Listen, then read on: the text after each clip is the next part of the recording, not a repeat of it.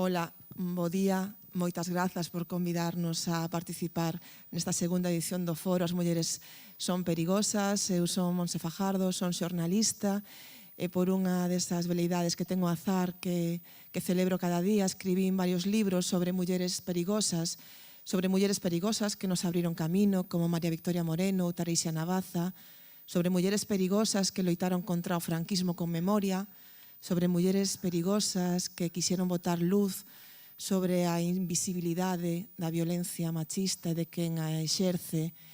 E hoxe tócame falar, presentar a Lorena Maldonado, que dirixe, que é a responsable da sección de Cultura del Español, e que ela, ademais de ser xornalista, é abogada e quizáis por esa doble preparación en ser incisiva, conseguiu quitarlle ás persoas que entrevistou titulares tan impactantes como este que lemos de Luis Bermejo. Que suerte tuvo Juan Carlos I con el Alzheimer de Adolfo Suárez. Lorena, como muller intelixente, como muller perigosa, declarouse en algunha ocasión republicana. Outro titular, Ana Rosa Quintana: yo nunca tuve miedo a tener relaciones sexuales. El colegio de monjas no me influyó.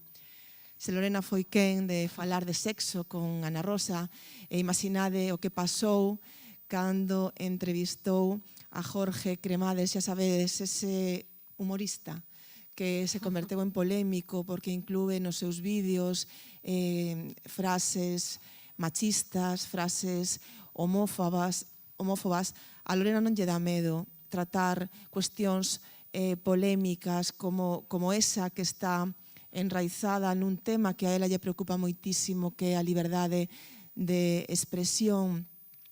Conseguiu provocar discusións moi quentes nas redes sobre ese tema, non? Sobre a necesidade, logo falaremos de preguntarnos se a liberdade de expresión, falábano tamén na presentación, a liberdade de expresión vale para todo.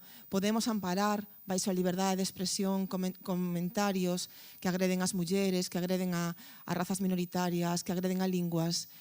Pode o humor ter a manga máis ancha que o xornalismo, debe ter o humor a manga máis ancha que o xornalismo. Cando fixo esa entrevista a Jorge Cremades, Lorena, acusárona de ser unha feminista que odia aos homes, e ela escribiu unha columna moi fermosa que vos convido a ler, onde falaba de todos os homes aos que ela ama, dende o camareiro que lle pon a tortilla ao saír do traballo, ata o seu irmán que lle dá bicos torpes, pasando polo mesmísimo Cortázar. Ela colocou esa preciosa columna como tuit principal, como tuit fijado, e di: escribo sobre los hombres que amo porque soy feminista e no a pesar de selo.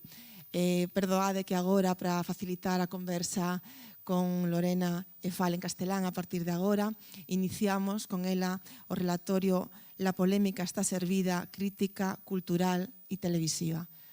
Bo día, buenos días, Lorena. Hola, buenos días. Gracias por estar aquí. Muchas gracias, estoy contentísima de estar aquí. Además, es que comentaba antes con Monse que para mí es especialmente simbólico estar aquí porque tuve una mala experiencia con uno de esos congresos de columnistas donde solo hay hombres.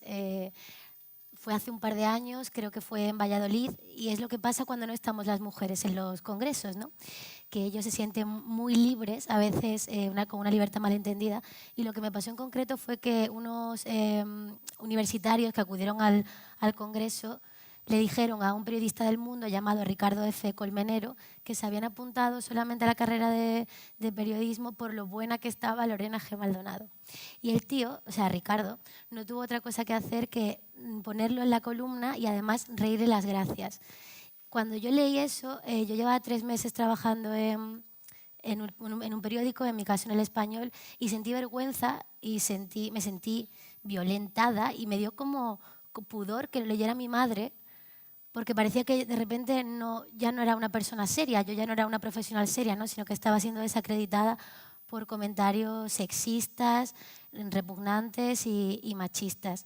Pero bueno, el tiempo pasa y creo que vamos evolucionando. A partir de ahí, al tiempo, pude tener una columna donde contestar a eso diciendo que las mujeres en realidad solamente aspiramos a la universalidad. O sea, yo no quiero que nadie lea un texto pensando si lo ha escrito un hombre o una mujer. Cuando la sociedad sea sana y verdaderamente democrática y verdaderamente igualitaria, no tendremos que estar perdiéndonos en asuntos de género, porque lo que importa es que al final somos seres humanos, ¿no?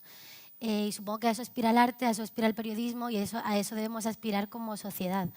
Pero bueno, que para mí es muy importante y muy simbólico y casi de justicia poética poder estar aquí y comentar todo esto, porque por supuesto hace falta nuestra voz y hace falta la réplica. Yo eché de menos que hubiese alguna mujer invitada a ese congreso en el que no había ninguna, para que alguien pudiera, pues en fin, defenderme o defendernos, porque hoy soy yo, mañana es otra y el siguiente día a la otra, ¿no? Así que nada, estoy muy contenta. Para mí es como un círculo que se está cerrando, sí. Me comentabas también antes que precisamente fue el pasado 8 de marzo, ¿no? Cuando te conviertes también en articulista, empiezas a hacer opiniones en el español, ¿no? En el medio en el que tú trabajabas. ¿Son necesarias estas fechas, aunque estamos en la lucha para que un día dejen de ser importantes, ¿no? Sí. Este paso, por ejemplo, en tu caso personal. En mi caso fue que nos reunimos unas cuantas compañeras del medio para hacer huelga.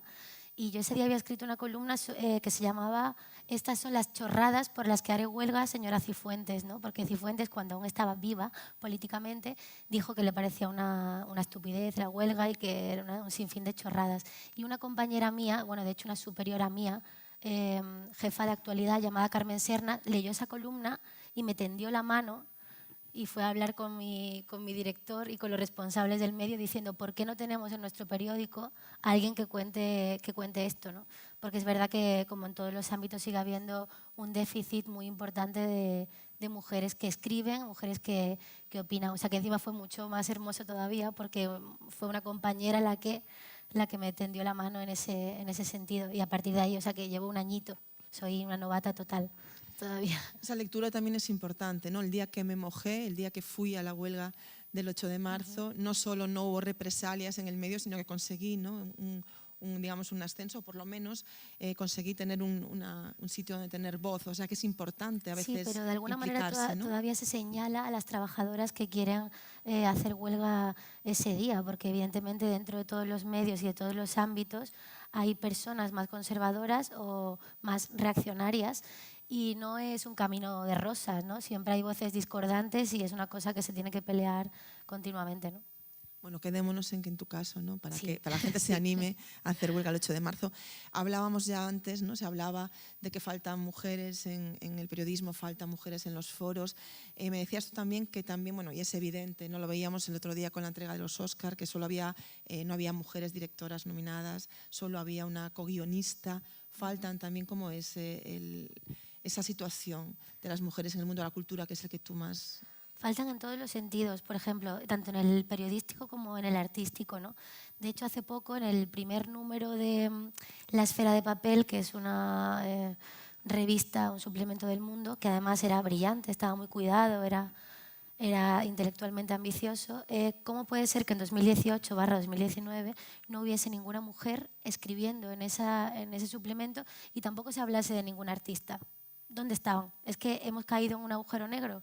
A mí me indigna profundamente cuando además los datos nos dicen que las mujeres hasta la época de la universidad tenemos un currículum mucho mejor que el de los hombres. En la universidad ya se estrecha, ¿no? la media, la diferencia. No sé en qué momento nos volvemos idiotas, no sé en qué momento se nos invisibiliza o en qué momento nos fugamos del país porque parece que todas esas mujeres brillantes que están en la universidad, que estudian, se esfuerzan y avanzan durante un montón de años, luego no llegan a lugares representativos. A mí una institución que me cabrea especialmente es la RAE. Porque además tengo el dato que me encanta, que es que en toda la historia de la RAE ha habido 474 académicos y solo 11 mujeres. Y es que a día de hoy hay 46 sillas y solo 8 mujeres. Y luego dice la RAE que la crisis que tiene es económica, pero no solamente es económica, es ideológica, porque además tenemos una ley de igualdad 2007 que se incumple sistemáticamente. Tenemos un artículo 26 que protege a la cultura, supuestamente, ¿no? y del que se espera paridad y que sigue sin existir. y pasa continuamente. El Festival Eñe, por ejemplo, que se celebra en Madrid, en el Círculo de Bellas Artes, el año pasado no había prácticamente mujeres. En la UNED no hay lecturas obligatorias de mujeres, solamente está Emilia Pardo Bazán en un montón de cursos, ¿no? Estudiando a un montón de autores hombres. Entonces, pues como es sistémico, estamos muy enfadadas. Yo estoy muy enfadada y cuando dicen que soy polemista, no sé si soy polemista, solo es que estoy enfadada. Y al final polémica es una palabra que parece que se ha recubierto como de un aura negativo, cuando a mí en realidad me parece que significa debate, significa crítica y significa cuestionar las grietas de un sistema que nos anula, que nos silencia. Sobre todo porque en el mundo cultural, que es al que yo me dedico, no entiendo la cultura de otra manera que no sea disidencia. O sea, yo creo que la cultura tiene que estar siempre un poco a la vanguardia de su tiempo y que tiene que ser inconformista, tiene que ser molesta y, por supuesto, tiene que generar zafarranchos. Yo no creo que pase nada porque hablemos más y porque discutamos más. Lo que pasa es que, claro, es verdad que la sociedad ahora está muy polarizada y un poco faltona, ¿no? Y se toma las críticas con muchísima delicadeza. Y además, precisamente en el mundo cultural hay tantos egos y tantos egos frágiles que parece que si criticas una obra estás atacando a lo más profundo de la personalidad de ese sujeto, cuando en realidad no es así. Si yo me dedico a esto, tengo derecho a cuestionar una obra mientras que no entre en nada personal, ¿no? Barra emocional, por ejemplo, ¿no? Sí, tienes razón, que yo creo que la palabra polémica genera cierto rechazo, como a veces hablamos, ¿no? de la palabra ideología o de la palabra politizar. A mí personalmente, cuando dicen no hay que politizar ciertas fechas, ¿no? Yo creo que todo es política en la vida y que es muy importante distinguir qué formaciones políticas defienden una ideología y qué formaciones políticas defienden otra, ¿no? Porque parece que todos tenemos que estar de acuerdo en el tema 8M, por ejemplo, y está clarísimo que hay formaciones políticas que no están en la misma. Entonces, yo creo que el lenguaje y las palabras son importantes, como tú decías, polémica, ideología, política, y quería preguntarte sobre ese tema también, ¿qué opinas tú del lenguaje inclusivo? Es decir, ¿hasta qué punto consideras injustas esas críticas? Precisamente hablas de la RAE, de su composición, pero yo quería ir un poquito más, si quieres, y hablar un poco de la RAE, de su tremendo rechazo contra todo lo que sea incluirnos a las mujeres o cambiar, ¿no? Palabras que eso todas conocemos, ¿no? Que masculino como zorro significa astuto y zorra significa un insulto, ¿no? Es decir, ¿cómo ves tú ahí a la RAE también en ese bueno, la RAE es fundamentalmente misógina. Partiendo de ahí, ¿qué podemos esperar? ¿Cómo puede ser que se forme un cisma nacional y que Pérez Reverte amenace con salir de la institución porque Carmen Calvo diga que a ver si podemos encontrar palabras que nos abracen a todos, que somos ciudadanos y ciudadanas igual, que somos ciudadanía? O sea, yo no quiero hablar de forma muy desdoblada e imposible. Creo fundamentalmente en la economía del lenguaje, pero sin duda hay muchas formas de que todos nos sintamos incluidos. Por ejemplo, una vez hablando de esto, puse un tuit donde decía, bueno, si somos más españolas en España que españoles, ¿por qué cuando se dirigen a toda la población no dicen españolas? Bueno. No se podía con eso. O sea, fue un dolor. O sea, muchos hombres tenían muchísimo miedo de no volver a sentirse incluidos en la palabra españolas, cuando yo jamás me he sentido excluida. Cuando en mi clase, por ejemplo, siempre ha habido más chicas que chicos y han dicho siempre alumnos. Y no tengo ningún trauma, creo. Claro, lo que tú dices, ¿no? Población englobaría ciudadanía, englobaría claro, pero es verdad que como lo que no se nombra no existe, yo sí creo que es importante que pongamos algunas tildes ahí. Evidentemente no es nuestra reivindicación principal, pero el lenguaje construye el mundo. Y entonces siempre que lo revisemos con cariño, de forma consensuada y hagamos políticas del lenguaje, a mí me parece absolutamente interesante. También hace poco Teresa Rodríguez dijo la palabra matria, bueno, OK Diario ardía en sus cimientos. Matria, matria es una palabra que ha dicho Unamuno, que ha dicho Borges, a ver si eso les parece bien. Es una palabra que ha sobrevivido literariamente, aunque no esté recogida por la RAE de nuevo, pero es que parece que siempre quieren poner la puntilla donde a veces no la hay. Lo que hay es una creatividad del lenguaje y una inclusión y una ideología del lenguaje. ¿Por qué no? Si es que el lenguaje es profundamente ideológico, ¿no? Sí, matriarcas tampoco aparecen en el diccionario. Vaya, ¿por qué será? Y patriarcas, sí. Bueno, estamos hablando de hombres y mujeres y como me comentabas antes entre bambalinas, ¿no? que en tu columna tienes una sección en la que hablas, creo que son todos los sábados, de sexo, ¿no? Entrevistas personas y entrevistas hombres y mujeres, y me comentabas sorpresivamente que eran más pudorosos los chicos para hablar de sexo que las chicas, ¿no? Absolutamente. Yo creo que el hombre cuando se enfrenta a la cuestión sexual, pues al final es más primitivo en general. Y tiende como a intelectualizarlo menos puede hablar de ello con sus amigotes y tal en los chats, como ya hemos visto algunos WhatsApp publicados infectos. Pero sin embargo, cuando se le pregunta en un diálogo que no pretende ser pornográfico, que simplemente quiere ser pues, un análisis de la sociedad, de nuestros tabúes, de nuestros miedos, cómo afecta el feminismo al sexo, cómo lo está cambiando, en fin. El hombre es muchísimo más poderoso, a no ser que sea muy mayor, porque si hablas de repente con Escotado o con ¿cómo se llama? Fernando Sánchez Dragó, pues ya están liberados, ya vienen de vuelta. Pero la mujer sigue siendo más discursiva y más analítica y también entiende el sexo, además de como sexo, como una parte importante de la sentimentalidad, ¿no? El hombre lo tiene mucho más encapsulado en cosas diferentes y eso hace que sean mucho más pudorosos. Y yo estoy aprendiendo muchísimo con esas entrevistas de sexo, que me hace pensar que somos profundamente mojigatos en la era de los pornonativos. O sea, los niños, la primera experiencia sexual que tienen ahora mismo es con el porno, una media de los 11 años, pero sin embargo no podemos hablar públicamente de sexo. Parece que estamos entrando en una esfera imposible. La pornografía emocional no asusta. O sea, por ejemplo, Benjamín Prado hace un poema, por otra parte horroroso, sobre Julen y sobre lo bien que lo hemos hecho como país, y eso no da vergüenza, ¿no? Pero de repente hablar sobre sexo sí, o hablar sobre política sí. Me resulta muy curioso cómo hemos catalogado los temas y cuáles hemos hecho públicos y cuáles no, por ejemplo, ¿no? Hablaste de Sánchez Dragó y además sé que hay un tema que a ti te preocupa, bueno, que tú afondas mucho, que es el tema de la libertad de expresión, ¿no? Un poco lo avanzaba al principio. ¿Cree Lorena Maldonado que hay que ponerle límites a la libertad de expresión cuando puede vulnerar derechos de otras personas? ¿La libertad de expresión tiene que tener, bueno, pues eso, libertad absoluta? ¿Cuál es tu...? A ver, yo creo que también depende mucho de cada caso, ¿no? Cuando pasó lo de Jorge Cremades, lo que sucedió fue que le entrevisté a un chaval que hace chistes, a mi juicio, asquerosos, o sea, no me hace ni puñetera gracia, pero bueno, supongo que tiene su público, como todo el mundo, ¿no? Como Hitler tenía su público, ahora que nos llaman feminazis a nosotras, por ejemplo, ¿no? Pero sin embargo, el titular era algo así como que hay más violaciones a hombres que a mujeres, y lo decía por las cárceles, y yo le decía, ya Jorge, pero los que violan también son hombres, ¿no? ¿O qué parte nos hemos perdido aquí en el dato? Total, que eso se hizo trending topic y se formó una polémica bestial y tal. Yo creo que el periodista no tiene que proteger al entrevistado de sus palabras. Mucha gente me decía, es que lo has puesto en el foco. Bueno, se ha puesto él, porque lo ha dicho él. Y a veces tendemos como a querer ser una ONG o qué, a intentar sobreproteger a la gente con la que hablamos, con la que entrevistamos. Son sus palabras, él tuvo que hacerse cargo.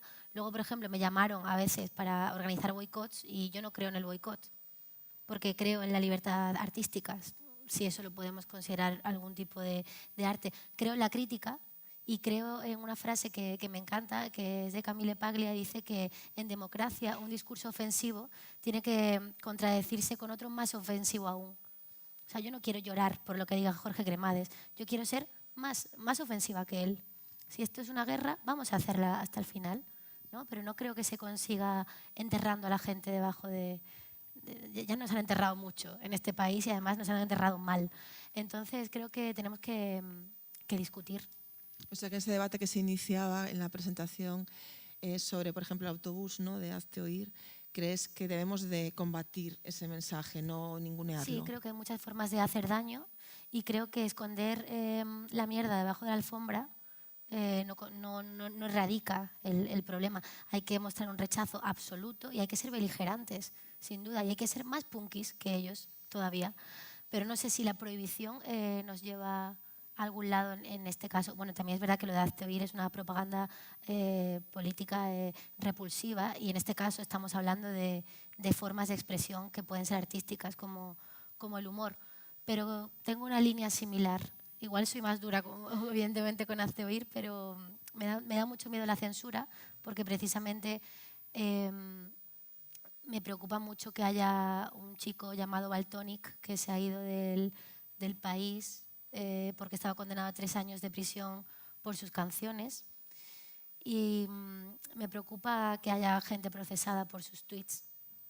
Me preocupa lo que está pasando fundamentalmente. Entonces, si protegemos la libertad de expresión, pues es una, aunque a veces nos guste más y nos guste menos. Yo escuché una vez algo que me pareció interesante para el debate, no sé si estás de acuerdo, que decía cuando el humor se mete, con el caso de Valtonyc, ¿no? Cuando la canción, el arte, cuando sirve para criticar al de arriba, pues es revolucionario, ¿no?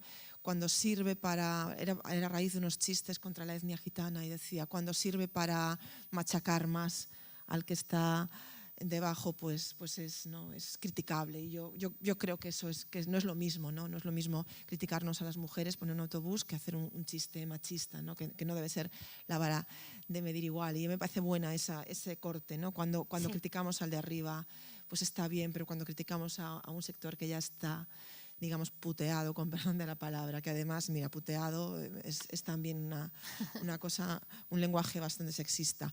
Me comentabas también, y me parece interesante, así casi como para previa a darle paso al público, me comentabas que te preocupaba el uso, que es una buena también reflexión, el uso que el capitalismo está haciendo del feminismo, que si de repente aparecen muchos libros sobre feminismo porque interesa o porque se venden, ¿no?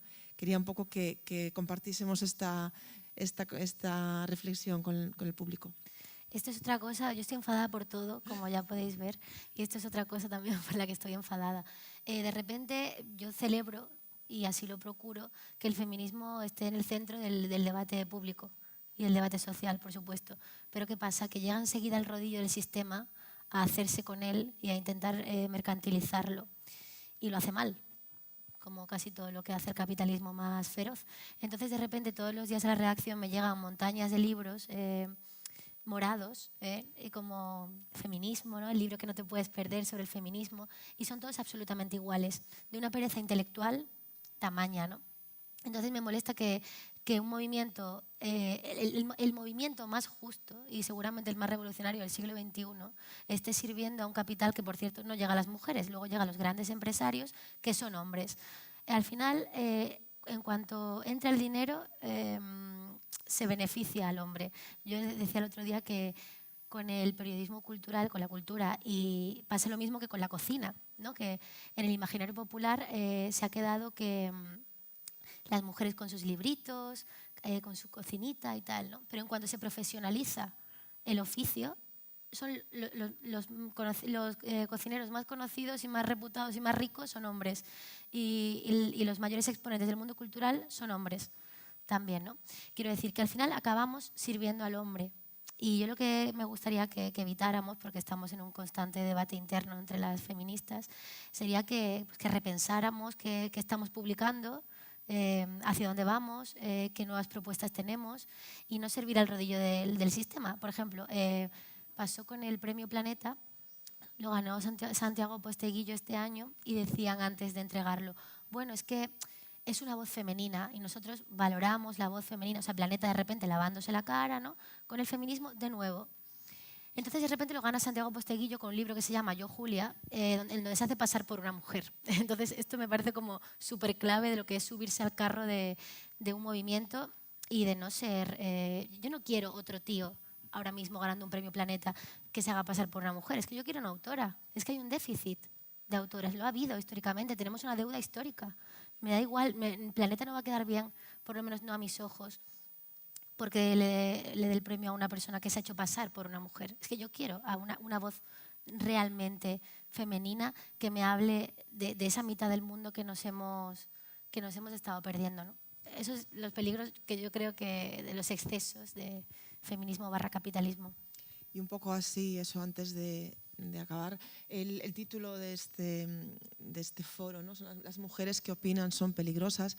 Y vemos que en este auge de la ultraderecha que estamos teniendo, que las primeras medidas o algunas de las primeras medidas que anuncian son precisamente contra la mujer, ¿no? Que vamos a derogar la ley de igualdad, vamos a derogar la ley de violencia de género, vamos a derogar la ley del aborto. ¿La revolución será feminista o no será? Estamos dándole miedo a ese sistema. Yo estoy, decía una frase al principio, estoy totalmente de acuerdo. Las mujeres que opinan son peligrosas, las mujeres somos peligrosas para el sistema establecido, ¿no? Entonces, ¿tú crees que estamos haciendo algo bien desde el feminismo para darle tanto miedo a la derecha? ¿O? Por supuesto, estamos en el número 1 de su agenda, ¿no? Y además se vio muy claro cuando una de las primeras manifestaciones fascistas que han ocurrido hace poco tuvo que llegar Femen a poner orden aquí. Es como, claro, es que claro que es necesario, claro que tenemos que estar ahí y además es que nos están agrediendo dialécticamente de forma constante. Vox, por ejemplo, Santiago Abascal, persona repugnante, donde las haya. O sea, hay que acabar con esto cuanto antes y cada uno desde su trinchera, yo desde mi columna, aunque a veces el medio en el que escribo no suscriba todo lo que yo pienso, ni yo suscriba todo lo que la línea editorial piensa, creo que tenemos que hacernos con nuestra porción de pensamiento y de lucha en ese sentido, cueste lo que cueste, porque claro que un mundo feminizado les asusta, porque son testosterona mal entendida y en el peor sentido de la palabra, en el sentido más violento, más intransigente, más homófobo, más racista, más clasista, y en fin, que es que Vox aúna todo lo peor de la civilización occidental. Entonces, no sé qué estamos esperando realmente. Decía alguien que convirtamos, ¿no?, el día a día en carro de combate, ¿no? Las pequeñas luchas del día a día que sean gran combate. Es el turno del público. No sé si hay alguien que quiera hacer, seguro que sí, alguna pregunta a Lorena. Hola, buenos días. Hola. Vamos a ver, yo soy una mujer que nací en el franquismo, he vivido la democracia, me he dedicado a la enseñanza, con lo cual por ahí va a ir mi camino. Siempre estamos en este país, en España, la que tanto adoramos y que es tan buena, el reflejo fuera y aquí criticamos tanto, siempre estamos hablando del techo, de la economía, de los hombres, Vamos a ver, esto solo se soluciona de una manera. En educación estamos muy preocupados de los informes PISA, pero en cambio no estamos preocupados, la sociedad, digo en general, de educar. Y ahí, dentro de la familia y dentro de la sociedad, como digo yo, hay siempre 3 patas. Es la familia, la escuela y la sociedad que también educa. Y ahí es donde tenemos que debatir con los niños para que cada uno, niños y niñas, den sus opiniones, sepan interpretar y leer entre líneas, porque normalmente lo que se publica, lo que se debate, son o mentiras o verdades a medias. Y hay que empezar ahí, y ahí es donde es lo importante. No solo hay que enseñar a leer, a escribir, a hacer matemáticas, a los problemas, sino a pensar y a ser libres. Ahí es donde está la libertad para decidir lo que quiero. Y yo soy una lucha, evidentemente, sobre todo, no del feminismo, sino de la igualdad. O sea, aquí somos personas, mujeres y hombres. Y que ven siendo mismo, ¿eh? Que tenemos, claro, no, feminismo, pero igualdad. Sí, vale, efectivamente. Pero ¿sabes qué pasa? Que es lo que aprovechan algunos, como estáis diciendo, para criticar al feminismo, porque tienen un mal concepto de lo que significa feminismo. Pues intentemos no perpetuar esa... Y entonces ahí es donde digo yo que es donde verdaderamente hay que empezar a funcionar. Y es ahí, en la educación, desde pequeñas, desde abajo, desde los niños y las niñas, desde abajo. Y falta, de verdad, os lo digo que falta. Se enseña mucho a leer, a escribir, a tal, pero a pensar muy poco. Bueno, antes de que conteste Lorena, vou permitir que creo que vou para esas nenas e eses nenos que chegan detrás non perpetuar cousas como distinguir entre igualdade e feminismo. Deixemos de perpetuar ese discurso que é falso, ademais, non creo. Perdón, que Lorena, a protagonista. Perdón. No, sí, estoy totalmente de acuerdo con lo que acabas de decir. Y también estoy de acuerdo contigo en el tema de la educación.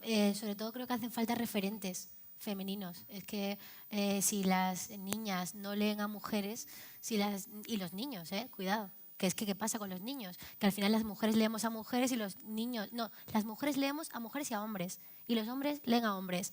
Entonces, bueno, cuando los hombres nos lean a las mujeres, crearemos nuevos referentes, crearemos nuevas posibilidades de vida y nuevos caminos. Yo también creo que se está haciendo un trabajo interesante para la educación de los jóvenes, por ejemplo, desde la cultura. En el sentido de que cuando Zahara hace una canción que se llama Hoy la bestia cena en casa, y habla sobre la gestación subrogada, está en contra de la gestación subrogada como yo. Entonces yo creo que es muy importante porque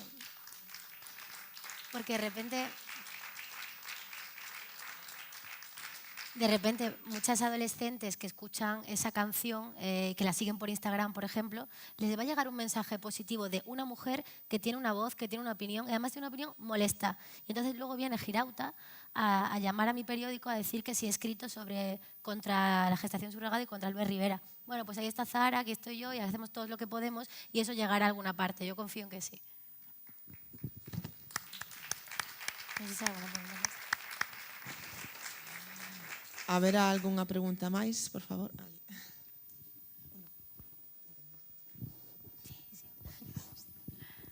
Gracias por tu intervención. Bueno, hola, para empezar. Yo quería conocer tu valoración del movimiento Me Too y saber si crees que en España ha tenido la repercusión que debería haber tenido o que sí se ha visto que ha tenido en otros países como Estados Unidos y demás.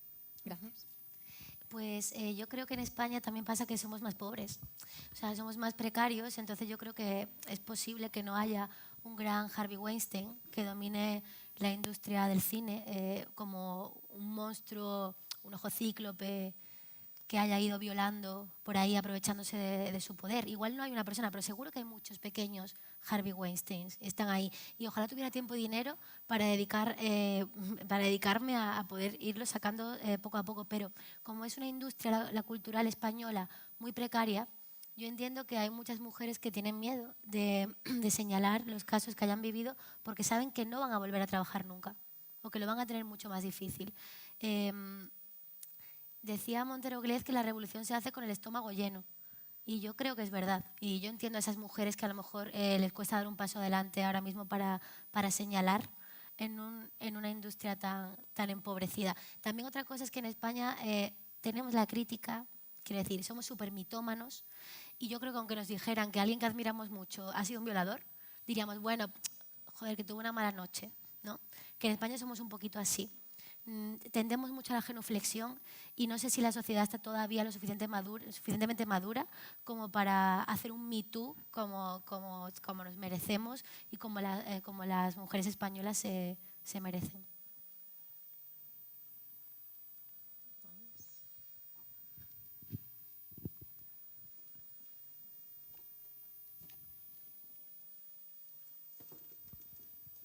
Hola Lorena. Hola.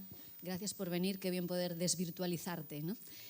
Antes hablabas de la polémica, por ejemplo, a raíz de la entrevista con Jorge Cremades, también mencionaste más reciente el tema con Benjamín Prado, que dio mucho que hablar y además con críticas muy mordaces también hacia ti. A mí me gusta saber cómo gestionas eso, porque veo cómo lo gestionas en Twitter tal vez, ¿no? Respondiendo o desapareciendo, pero cómo lo gestionas tú después. No sé si condiciona lo siguiente que vas a escribir o el tono en el que vas a escribir. ¿Cómo lo llevas tú de puertas adentro, fuera de Twitter y del español?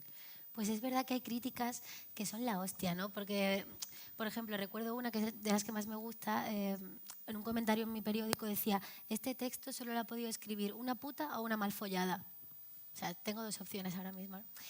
Entonces, bueno, yo intento que no me afecte personalmente, al principio me afectaba mucho más, por supuesto intento que no me afecte a lo que voy a escribir, pero es que hay una nueva censura, cuidado, que es la censura de los lectores y de los suscriptores. Ahora que los medios dependemos, uno, de la publicidad y dos, de los suscriptores y de los clics, del terrible clic de esa epidemia, de repente el lector es censor, el lector le escribe a tu director y le dice, por favor vamos a despedir a esta tía, que es que me ha molestado mucho lo que ha escrito. O sea, la libertad ahora mismo es casi imposible y a veces no viene tanto de las empresas como de los propios lectores o suscriptores que amenazan, se quejan, patalean y tal, lo que no me gusta no voy a intentar que no exista. Entonces, más que los insultos o más que estas cosas, que a mí me encantaría quedar en la puerta de una discoteca para pegarme ya con alguien, porque, o sea, pero no puedes, porque además debes un respeto a los potenciales lectores también. O sea, no puedo ser Pérez Reverte, ¿no? Y decir, no, pues insultar, ¿no? O intento no caer en eso. Se me calienta a veces un poco el dedo, pero intento que no pase. Lo que más me preocupa es eso, lo que más me preocupa es la censura que viene de esos comentarios, cuando piden directamente tu despido, porque es que ahora el lector del siglo XXI quiere un periódico personalizado. Ha sentido que como paga o como se esfuerza en clicar, hostia, pues es que tiene que ser como tal cual sus pensamientos, ¿no?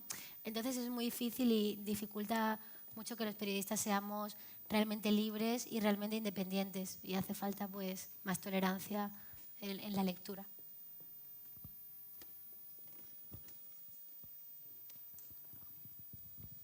Hola Lorena. Bueno, yo quiero darte las gracias por lo que me está encantando tu intervención, con tantísima libertad y sin ningún tipo de cortapisas. De verdad que personalmente quiero darte las gracias. Qué bien, gracias. Y quiero comentar algo que pasó esta semana. Yo estoy en el Parlamento de Galicia y una diputada, no voy a decir de dónde porque si no ya vais a saber quién es, las que estáis aquí, recibió a un grupo de niños de un instituto que está aquí al lado, que visitaron el Parlamento, yo también los recibí, y en esa recepción habló con ellos, hablaron del 8 de marzo y les dijo, bueno, aquí no somos feministas, somos normales. Normales. Después de ese comentario, les pidió hacerse una foto y tanto los chicos como las chicas le dijeron que no se querían fotografiar con ella. Con esto quiero decir que mujeres como tú, que tenéis voz y que sois respetadas o no, porque también por algún lado no lo eres, por lo que has dicho, que mujeres como tú y mujeres y hombres, chicos y chicas como los que vienen, que no son tan feministas como nosotros nos creemos, porque muchos tienen todavía, y casi muchísimos y muchísimas tienen el machismo en la cabeza, pero que hay una generación como la tuya y como las que vienen, que yo creo que nos tienen que dar esperanza y sin bajar nunca la guardia y sin dejar nunca de salir con el tanque, como tú decías antes. Gracias. Creo que por aquí había unha pregunta tamén.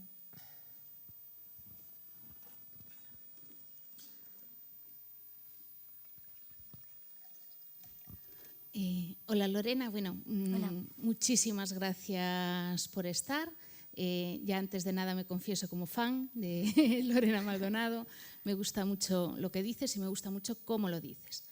Pero me sorprende que Lorena Maldonado esté en El Español muchas veces, por esto que tú dices de la línea editorial, que muchos periódicos que van de más progres no tienen la isla feminista, ¿no?, que hay en El Español, pero ¿cómo se lleva trabajar en un medio así?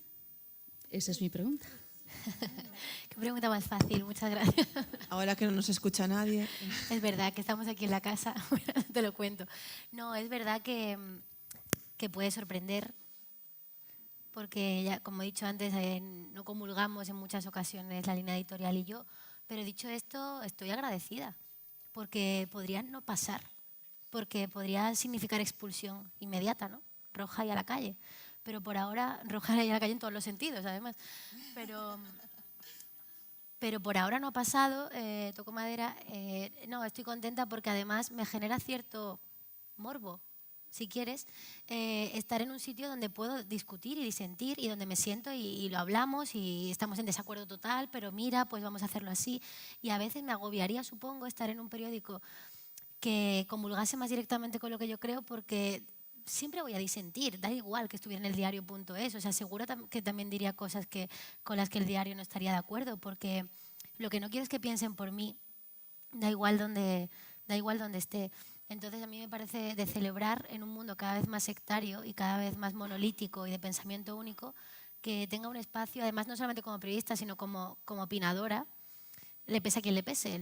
Ya te digo, el problema a veces son cierto sector de los lectores más reaccionarios, no tanto lo que es el trabajo día a día, que además otro error que se comete siempre es identificar a todos los periodistas de un medio con su cabecera. Bueno, yo creo que todos tenemos nuestro propio cerebro para pensar por nosotros mismos y ser corporativistas hasta donde llega la educación. Quiero decir, tenemos un contrato, agradezco trabajar ahí, pero que el corporativismo no nos ciegue, ¿no? En unos lados y en otros. Yo creo que también a veces en periódicos de izquierda, de los que se presupone más libertad, hay un sectarismo muy chungo, solo que a veces no sabe mejor, parece que no sabe mejor, pero es igual de peligroso. Y quizás es más importante que llegues a un público que clica en el español porque tiene una ideología más afín, ¿no? Y que puedas hacer pensar a alguien, porque es muy fácil cuando hay un foro pro hablar de feminismo, pero es quizás verdad que es interesante porque hay gente que está un poco en tierra de nadie o está leyendo diferentes opiniones y aún no sabe qué piensa o está construyendo su visión. Y yo creo que ahí es donde tenemos que estar. O sea, es que no podemos estar siempre en una trinchera. Tendremos que hablar con todo el mundo y yo creo que hay mucha gente convertible positivamente. Queda tiempo, creo, ¿no? Para una pregunta, me dicen. Entonces, ¿hay algún hombre en la sala? A lo mejor estaría bien que haga alguna pregunta. Ah, mira, se agradece. Allí hay un señor que quiere hacer una pregunta.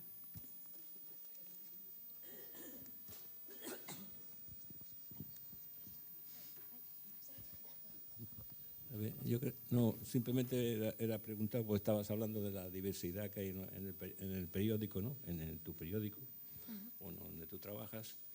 Y la pregunta sería, ¿esta diversidad es por convencimiento democrático o es por negocio? Es decir, tengo periodistas que abarcan todo para poder vender más. O sea, hay ejemplos concretos. La Sexta es un ejemplo muy concreto de eso, ¿no? La cadena que ocupa un poco todo, ¿no? Entonces, ¿esto es convencimiento democrático o negocio simplemente? Es decir, me interesa tener personal aquí que sea disidente para ampliar mi espectro, ¿no? Y eso, claro, te leen a ti y luego también leen a lo mejor pues otras cosas que son muy malas. Bueno, yo creo que todo es negocio, todo en general, quiero decir. Y a la vez, ese negocio puede significar diversidad democrática. Quiero decir, es complicado. Yo tampoco sé exactamente lo que hacen los lectores de mi periódico, pero creo que es más lo que cuesta publicar ciertas cosas que el rédito que se saca. Por eso te digo, o sea, seguro que a veces puede ser beneficioso a nivel de clics, pero ya te digo que debatir ciertas cosas para que puedan ser publicadas supone un esfuerzo y a veces un cansancio moral para todos, para las dos partes de la discusión, que a veces las cuentas no salen. O sea, que creo que sigue siendo positivo que se haga y que no pertenece a una estrategia de los hilos del sistema ni nada de esto. O sea, al final es una cosa mucho más fortuita. Sobre todo también que como trabajo en la sección de cultura, de forma inevitable en cualquier periódico, de cualquier espectro, la cultura suele estar un poco a la vanguardia. Por ejemplo, pienso en El Mundo, ¿no? La sección de cultura del Mundo es una sección que se puede decir que es progresista. En todas partes pasa. Los de cultura siempre somos una isla un poco marginal en los grandes medios. O sea, que en ese sentido sí que encaja. Bueno, pues nos despedimos ya dándole las gracias a Lorena por su intervención. Y yo también soy fan y creo que a partir de hoy todas somos mucho más fans de Lorena Maldonado. Muchas gracias. Gracias. Por estar.